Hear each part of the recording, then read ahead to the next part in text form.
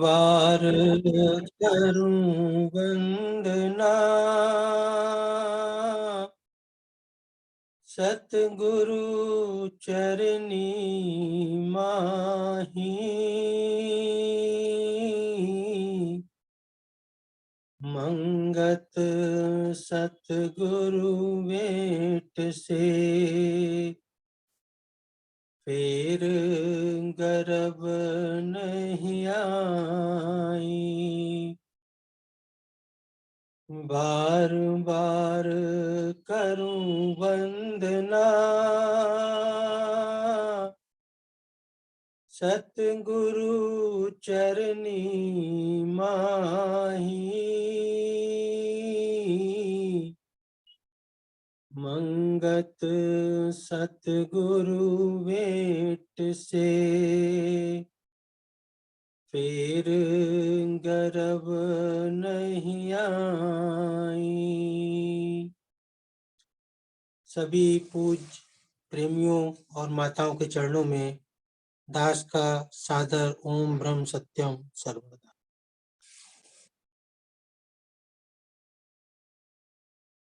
समता सत्संग में ये नियम है कि सत्संग की समाप्ति पर गुरुदेव ने वैराग्य वाणी का गायन करने का आदेश दिया है। हम सब लोग सत्संग की समाप्ति पर वैराग्य वाणी का पाठ करते हैं, गायन करते हैं। सत्पुरुष कहते हैं, जीवन गाथा में महाराज जी ने एक स्थान पर लिखा है कि प्रेमी जिसने भी पाया उसने वैराग्य द्वारा ही पाया। हम लोग ईश्वर की भक्ति करते हैं, गुरु भक्ति करते हैं, सत्संग करते हैं, लेकिन कहीं पर कुछ कमी रह जाती है। और वो कमी क्या है कि हम चाहते हैं ईश्वर भक्ति द्वारा, गुरु भक्ति द्वारा मेरे जीवन में बड़े सुख प्राप्त होंगे, जीवन में शांति मिलेगी, जो संसार की इच्छाएं हैं वो सब पूरी हो जाएंगी। और ऐसी भावना को लेकर जब हम भक्ति करते हैं तो वास्तव में कहीं ना कहीं जो भक्ति मार्ग है उसमें कहीं ना कहीं चूक हो जाती है। पूज्य प्रेमी सोमराज जी ने अपनी पुस्तक मेरे गुरुदेव में लिखा कि जिस समय बुद्धि जीवन को परम दुखमय जानती है तब ही उसमें सद जिज्ञासा का आविर्भाव होता है।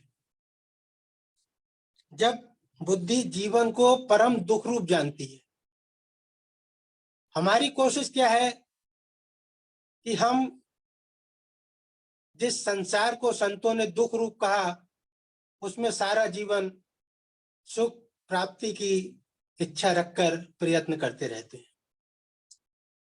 संसार को संतों ने दुख रूप कहा, नाश होने वाला कहा, परिवर्तनशील कहा, लेकिन हम इस दुख में सुख ढूंढते हैं। इस परिवर्तनशील संसार में स्थायित्व सारा जीवन तलाश करते रहते हैं और इसी सोच के रखते हुए ईश्वर भक्ति भी करते रहते हैं।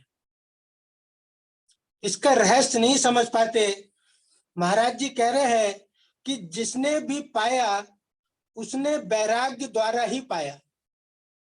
होता क्या है कि संसार से राग, शरीर से मोह ये निरंतर बढ़ता रहता है। संसार की इच्छाएं, वासनाएं, उसके लिए प्रयत्न चलता रहता है और ईश्वर भक्ति साथ साथ चलती रहती है। जो दोनों विपरीत मार्ग है। तो इसलिए कह रहे हैं कि जब बुद्धि संसार के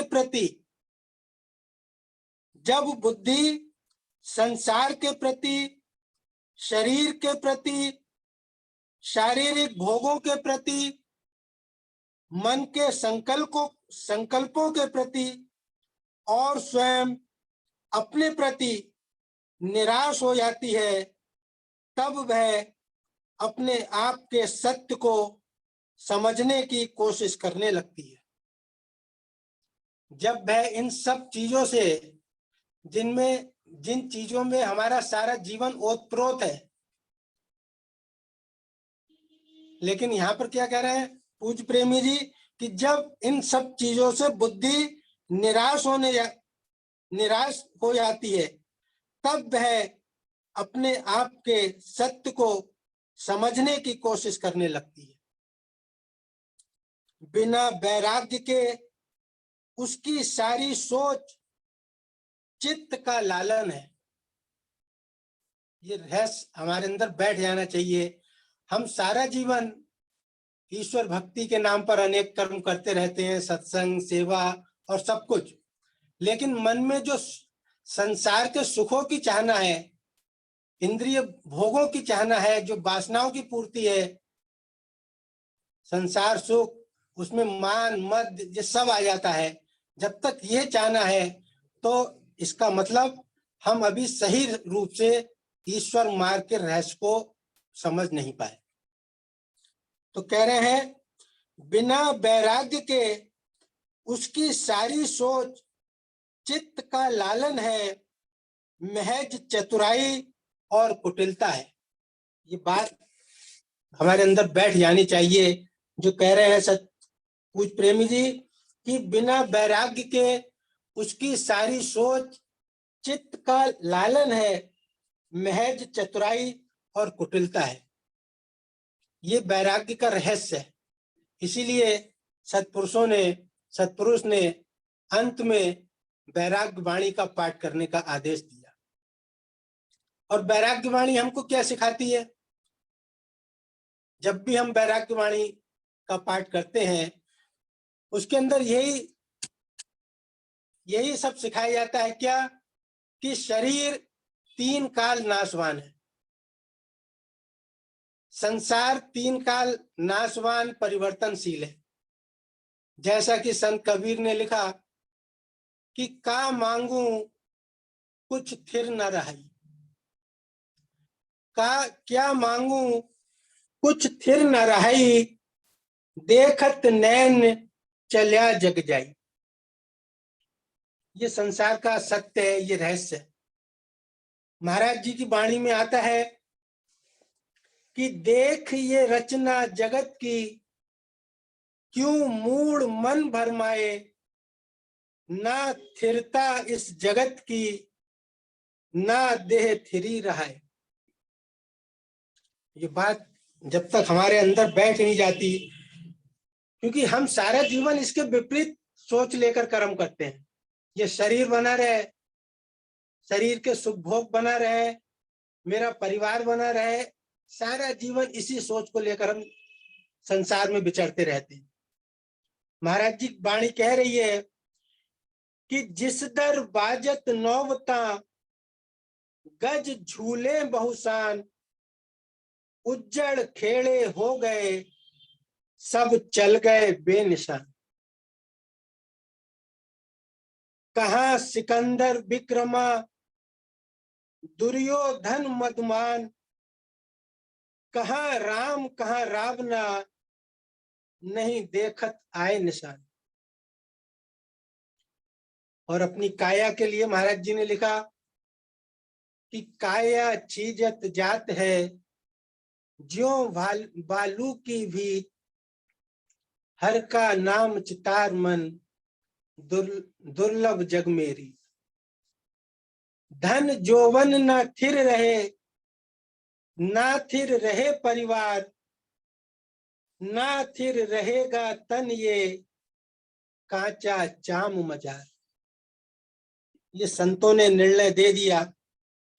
अब हम इसके पश्चात ईश्वर भक्ति भी करते रहे और संतों के निर्णय के विपरीत संसार में प्रयास भी करते रहे। तो इसलिए हमारा सतमार्ग, भक्ति मार्ग, जो वास्तव में फल मिलना चाहिए, वह फल प्राप्त नहीं हो पाता। एक संसार की अस्थिरता पर एक कथानक है, उसका शीर्षक है कि आखिर यह भी तो नहीं रहेगा। इस संसार में कुछ भी रहने वाला नहीं है। ये सत्पुरुष बैराग के द्वारा हमको समझाते हैं कि क्यों ऐसा चिंतन कर रहे हो, क्यों ऐसा प्रयास कर रहे हो, जबकि तुम्हारे सामने संसार तुम्हारे सामने दिखाई देता है कि ये जब राम नहीं रहे, कृष्ण नहीं रहे, रावण नहीं रहे, बड़े बड़े बलशाली नहीं रहे, तुम रात दिन इसी संसार को बनाने का ही फिक्र करते रहते हो। तो एक ये कथानक है, एक फकीर यात्रा करने गया। रास्ते में किसी गांव में रात पड़ी तो लोगों से बोला, रात पड़ी है, मुझे कहाँ ठहरना चाहिए? यहाँ कोई धर्मात्मा व्यक्ति है जो मुझको रात में आश्रय दे सकता है? लोग कहने लगे, धर्मात्मा तो बहुत है, धनी भी बहुत है, लेकिन एक शुक्रगुजार व्यक्ति है, उसको लोग शाकिर बोलते हैं। कहते हैं एक शाकिर नाम का व्यक्ति था, ईश्वर भक्त था। तुम उस फकीर शाकिर के यहाँ पहुंचा। शाकिर ने बड़ी आओ भगत की और अहोभाव से जितनी भी सेवा हो सकती थी 2 दिन तक की। फकीर जब यात्रा को आगे निकला तो शाकिर ने रास्ते में खाने के काम आए ऐसी कुछ सूखी सब्जी, कुछ मीठी रोटियां, कुछ चरपरी रोटियां, कुछ अचार, खजूर आदि बड़े प्रेम से उनको देकर विदाई दी। फकीर ने कहा, शाकिर, जितने तुम धनी हो उतने नम्र भी हो, और जितना नम्रता का सद्गुण है उतना ही साधु सेवा का तुम्हारे पास भंडार है। अल्लाह करे तुम और भी बढ़ो। उस फकीर ने उस व्यक्ति को ये दुआ की कि अल्लाह करे तुम और भी बढ़ो। शाकिर हंसा, ये भी तो कब तक, आखिर नहीं रहेगा। फकीर को थोड़ा सोचने को विवश होना पड़ा, लेकिन फिर याद आया, गुरुदेव ने कहा था कि कोई कुछ गहरी बात कहे तो वाद विवाद में नहीं पड़ना, देखते रहना। फकीर आगे चला।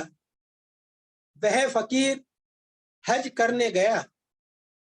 जब 2 साल के बाद लौटा तो देखा शाकिर का महल, इमारतें, उसकी लंबी चौड़ी दुकानें व बाजार सब गायब है। उसने किसी से पूछा, ये कैसे हुआ? लोगों ने कहा, बाढ़ आई थी, उसमें सब बह गया। अब वह शाकिर हमदाद नाम के मुसलमान जमींदार के यहाँ काम करता है। भैंसे धोता है, चारा काटता है, ठंडी ठंडी रात में खेत में पानी चलाता है।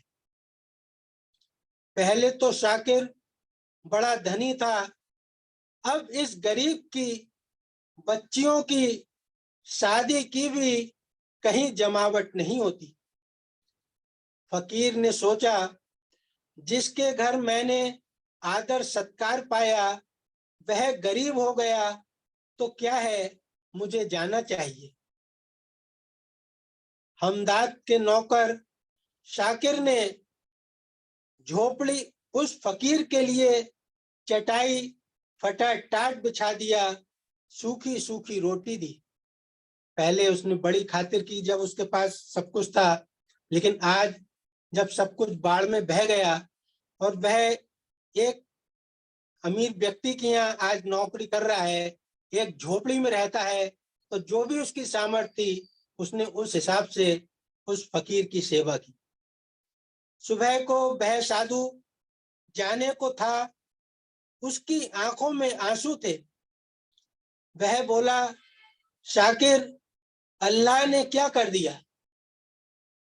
शाकिर हंसा और बोला, आपने सत्संग में सुना होगा कि कोई भी अवस्था सदा नहीं रहती। हम बहुत बार ये सुनते हैं, हर बार सत्संग में ये सुनते हैं, लेकिन धारणा यही बनी रहती है कि मेरे सुख, मेरा संसार, मेरा यश मान सब ऐसे ही बना रहे। शाकिर हंसा और बोला, आपने सत्संग में सुना होगा कि कोई भी अवस्था सदा नहीं रहती। अमीरी थी, उसको याद करके दुखी क्यों होना, और गरीबी है, उसको सच्चा मानकर दुखी क्यों होना। ये भी तो चला जाएगा। जब वो चला गया तो वो भी नहीं रहा और यह भी नहीं रहेगा। शाकिर की आंखों में संतुष्टि थी, वाणी में मधुरता थी और हृदय में संतों के संग का प्रभाव था। संतों के संग का प्रभाव था, इसलिए उस हृदय में आज भी संतुष्टि थी, दुख नहीं था। फकीर सोचता है, मैं तो बाहर से फकीर हूं, लेकिन ये गृहस्थ शाकिर सत्संग के प्रभाव से, गुरु कृपा के प्रभाव से भीतर का फकीर है। यह भीतर का साधु है। मैं चाहता हूं अब से तुम भी भीतर के साधु हो जाओ, तुम इरादा करो। अब वह फकीर उसके जीवन को देखकर उससे शिक्षा ले रहा है कि ये वास्तव में इसके जीवन में सत्संग का असर हुआ है और ये वास्तव में भीतर का फकीर है। मैं तो बाहर का फकीर हूं, लेकिन ये अंदर से फकीर है। 1.5-2 साल बाद फिर अपना रुख यात्रा का बनाया। देखता क्या है, वह जमींदार शाकिर जो हमदाद के यहाँ तुच्छ मजदूरी करता था, वह अब जमींदारों को भी मात कर दे ऐसा अमीर बन गया है।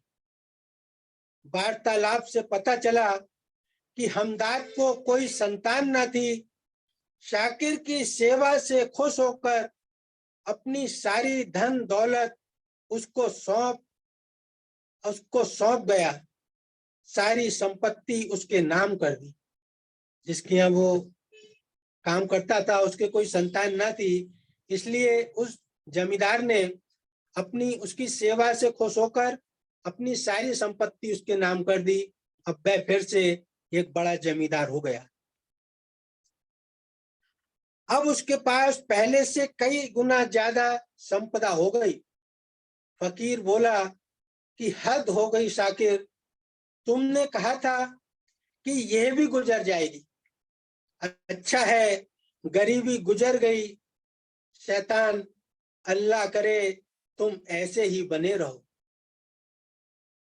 शाकिर हंसा, फिर कहने लगा, बड़े बड़े अमीरों को, बादशाहों को जो कुछ मिला वह बीत गया, मेरा कब तक रहता? क्या यह भी चला जाएगा? फकीर सोच रहा है, क्या यह भी चला जाएगा? शाकिर कहने लगा, या तो यह चला जाएगा अथवा इसको मेरा मानने वाला चला जाएगा। कौन रहता है यहाँ? यहाँ संयोग के साथ वियोग है, सुख के साथ दुख है, हर्ष के साथ शोक है। तुमने सत्संग तो सुना होगा ना? मैंने संतों के वचन आत्मसात किए हैं। सारे संत सूफी एक ही बात कहते हैं कि इस सब बदलने वाले संसार में शाश्वत और हमेशा रहने वाली आत्मा ही सत्य है। वही अल्लाह है, वही भगवान है, वही राम है, वही रहमान है। फकीर आगे बढ़ा। यात्रा करके जब लौटा 1.5-2 साल के बाद तो क्या देखता है, शाकिर का महल तो है लेकिन उसमें कबूतर गुटर गूं कर रहे हैं।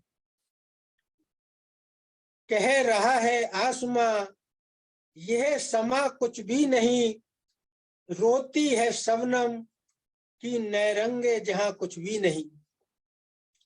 शाकिर कब्रिस्तान में सोया है। उसने कहा था कि या तो ये दौलत संपत्ति ना रहेगी या इसको मेरा मेरा कहने वाला ना रहेगा। और आज वही हुआ। जब वह फकीर फिर से यात्रा पर गया तो उसने देखा कि शाकिर कब्रिस्तान में सोया है, महल खाली, बेटियों की भी शादी हो गई, बूढ़ी पत्नी कोने में पड़ी है। फकीर सोचता है, अरे मनुष्य, तू किस बात का गर्व करता है? क्यों इतराता है? क्यों परेशान होता है? ना मौज रहेगी ना मुसीबत। उसको जानने वाला दिलवर दाता ही तो रहता है। इसको पक्का कर ले, मौज हो जाएगी। पूरे हैं वे मर्द जो हर हाल में खुश हैं। मिला अगर माल तो उस माल में खुश, हो गए बेहाल तो उस हाल में खुश। शाकिर, तुमने जिंदगी का रहस्य जाना। धन्य है शाकिर तुम्हारा सत्संग, धन्य है तुम्हारे सत्संग करता सदगुरु। शाकिर, मैं तो फकीर बना लेकिन असली फकीरी तो तेरी जिंदगानी है। तेरी जिंदगानी में तो असली फकीरी झलकती है। अब मैं तेरी कब्र देखना चाहता हूं। जब उसको ये पता चला कि उसकी देहांत हो गया और कब्र बनी है तो उसने कहा कि मैं शाकिर की कब्र पर जाकर एक बार दर्शन करूंगा। अब मैं तेरी कब्र देखना चाहता हूं शाकिर। वहां पर जाऊंगा, दुआ मांगूंगा, फूल चढ़ाऊंगा। गृहस्थ शाकिर फकीरी को भी फकीरी का संदेश दे, ऐसे फकीर शाकिर की कब्र पर जाऊंगा। फकीरी को भी फकीरी का संदेश दे रहा है। वह फकीर शाकिर की कब्र पर गया। क्या देखता है कि कब्र पर लिखा है, आखिर यह भी ना रहेगा।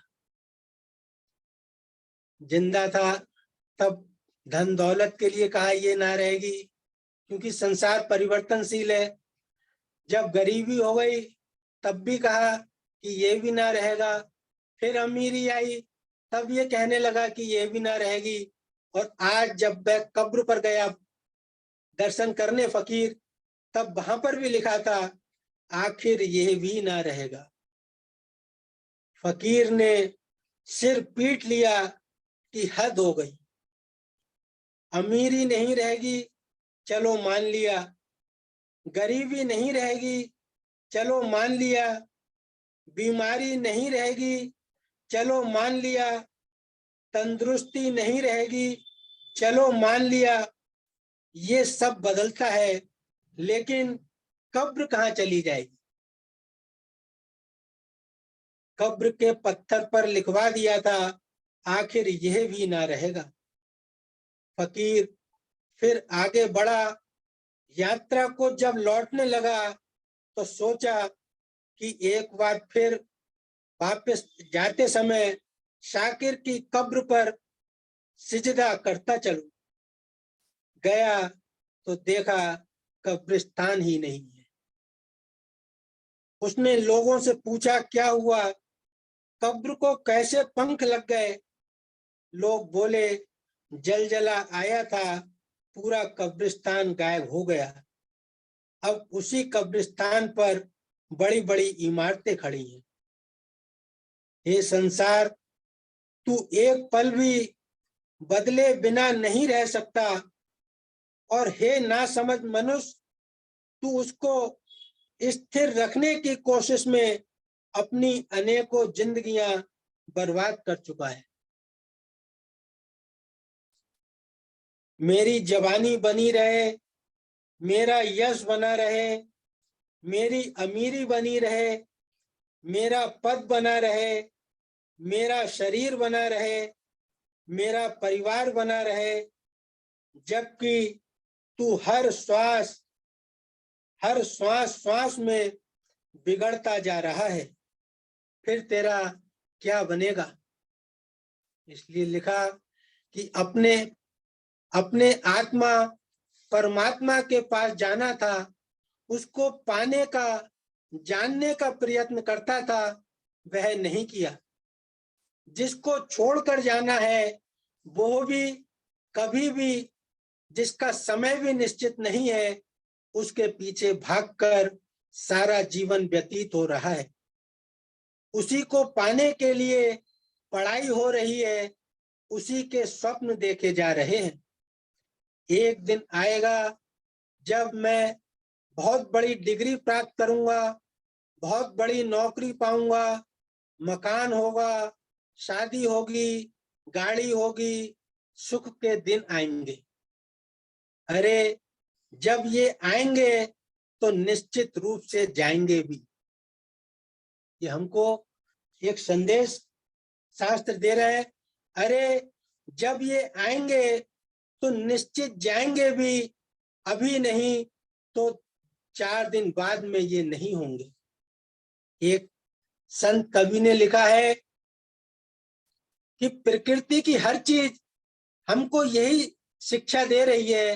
वो कह रहे हैं कि सांझ सवेरे पंछी सब क्या कहते हैं, कुछ तेरा है। सांझ सवेरे पंछी सब क्या कहते हैं, कुछ तेरा है। हम सब एक दिन उड़ जाएंगे, ये दिन चार बसेरा है। ये दिन चार बसेरा है।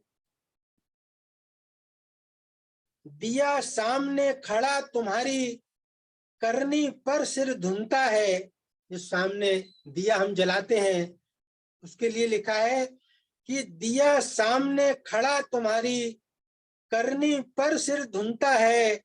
एक दिन मेरी तरह बुझोगे, कहता तू नहीं सुनता है। रोकर गाकर हंसकर लड़कर जो मुंह से कह चलता है, मौत मौत फिर मौत सच है, यही शब्द निकलता है।